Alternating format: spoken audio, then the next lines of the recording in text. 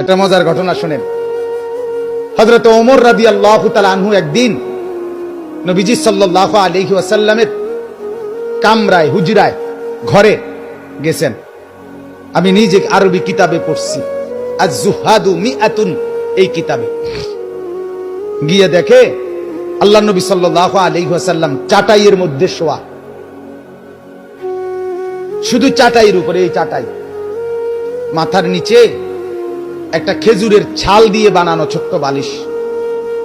হযরত ওমর দেখলেন মাথার উপরে একটা চামড়া ঝুলানো নামাজের জন্য, পায়ের নিচে কিছু ছাতু, যেগুলো পানি দিয়ে গুল্লা খায়, আগের দিনে খাইতো খুব, এই ছাতু অল্প কিছু, এই চারটা আইটেম, একটি চাটাই, একটা খেজুরের ছালের বালিশ, আর একটি চামড়া, আর কিছু ছাতু, পানি দিয়ে গুল্লা খাওয়ার।